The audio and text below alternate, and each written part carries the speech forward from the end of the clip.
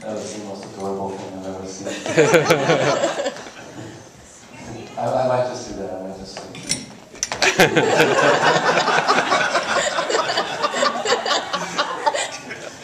So I'm Connor, and I'm 15 now. Alright, I'm 15 now, and that means I'll be able to get a job soon. Not that I will. And I'll also be able to get my driver's license. Not that I will. Or at least that's what my parents tell me. And see, the thing is, even though I'll be old enough to do all these adult things, I still can't tie my shoes or ride a bike.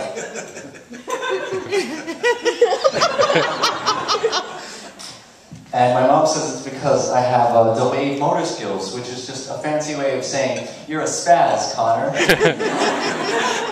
And see, normally I would just avoid doing things that involve tying my shoes, you know, like going bowling or like ice skating or something.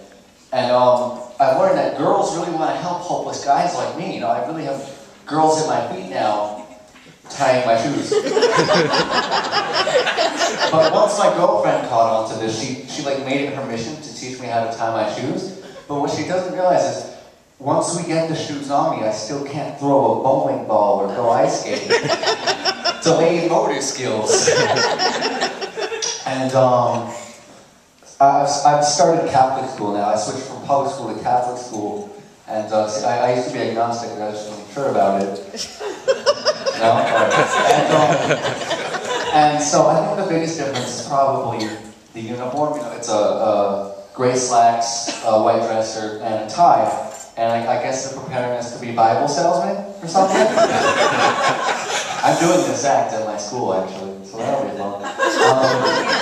But see, the thing about the uniform is, everyone's always like, oh, you know, now you don't have to choose what to, you know, how to get dressed in the morning, you know, it'll be much easier.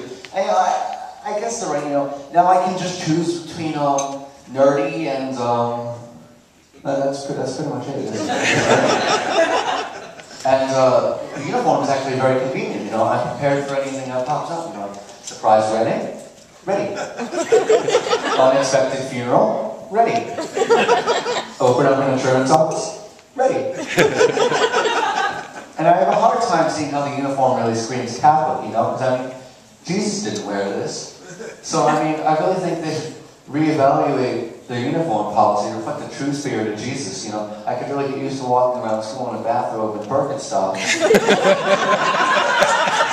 And also, our hair, boys, you know, facial hair, we're not allowed to have any facial hair, and our hair can't be any longer than our shoulders. Again, have they seen a picture of Jesus? And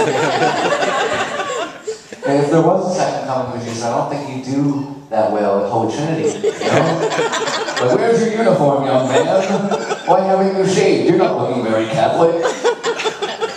And, see, I take dance class, and I take it instead of gym, but, I mean, look at me, I don't think I do too well at gym. But, and I have to get dressed into, you know, into, like, little dance clothes, right? And so normally, the tie's a bit of a problem because of my motor skills. So I would just loosen the tie and shimmy out of the shirt. But one time, the tie was a bit too tight on me, so I went and I danced in a dress shirt, a tie, and gym shorts. And I told my teacher that I was doing an interpretive dance on the shackles of the American corporate world. She didn't buy it.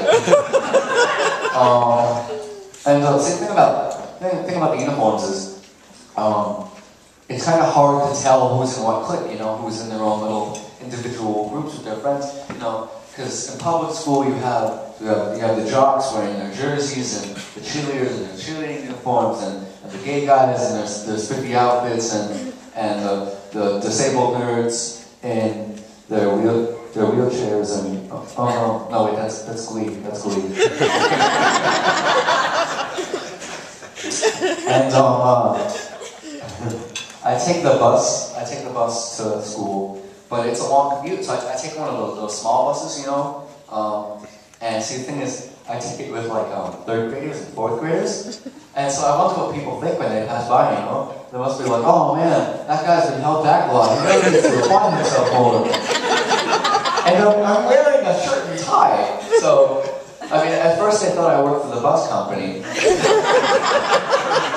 But, see, you know, everyone's like, oh, they're fourth graders, no, they're so cute. They're actually very, very, very, very annoying creatures. And, see, at first, I thought it would be nice to them, you know, talk to them, but then I realized that was creepy. So I just, you know, try to you know, make sure I have my iPod charged. I was in my iPod. But the thing is, I think one of the girls is starting to have a crush on me. And I'm not ready for that kind of commitment yet. And also, it's kind of embarrassing, but there's also a bus bully on the bus. This kindergartner keeps taking my lunch money. And speaking of bullies, there are bullies in Catholic school, but they're Christian bullies. So they give me swirlies and holy water, and they're very apologetic when they beat me up. And they let me pray before they beat me up, but I've learned to turn the other cheek, and turn the other cheek, and turn the other cheek. And also, they've been very nice. They've been showing me all the available lockers on each floor, but mostly the ones that I can fit into. And see, bullies at Catholic school, they have the benefit of the sacrament of confession. So they can beat me up, and then they go to confession, and then they're cleared for another round of beating. And speaking of bullies, can we talk about the teachers at Catholic school? That won't go too well at school. They believe in miracles. So one time I was cheating on a test. I wrote the answers on my hand, and I got caught. They saw me. So I just said, "Oh, glory be! It's a miracle. The Lord has sent me the answers." And I aced the test. Also, see, at school, you know, people are finding out I do comedy. I've been trying to keep it a little quiet, but see, I hate it when people come up to me and they're like, "Oh, you're a comedian. Tell me a joke. Do something funny." You know, I'm not like a joke machine. You know, I don't walk up to boxers. I'm not like, "Oh, you're a boxer. Punch me in the face right now." Like, "Oh, you're taking biology. Dissect a frog right now. Right now. Do it right now." Or like, "Oh, you're a football player. Be a jerk."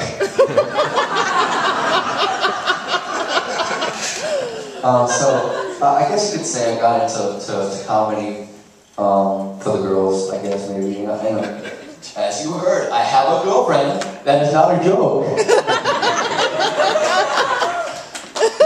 Yeah. And, what was I saying? Oh, well, why not? I mean, because comedians, you know, there's some really attractive comedians out there, like, John C. Reilly, Gilbert Gottfried, Stephen Wright, David Smithy Man. Yeah, comedy gets you all the girls, right, David? Oh, no? Okay. And, yeah, so, I really don't like all that. And, but I mean, it works with the girls. I'm like the Justin Bieber of comedy, you know? I mean, like, girls, like, scream whenever I walk into a room. But the principal says I'm not allowed in the girls' locker room anymore. And it's not comedy.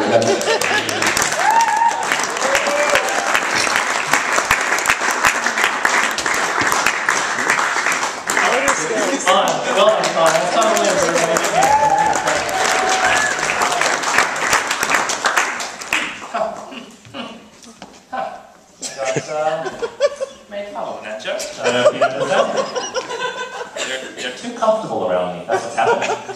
I've lost that air of sort of mystery that I used to have. I used to cultivate an air of sort of like I was like sort of untouchable and aloof.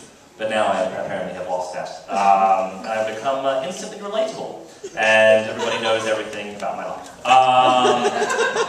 And I like that you genuinely laughed when he was like, "Ha ha ha, attractive comedians like David Smithy."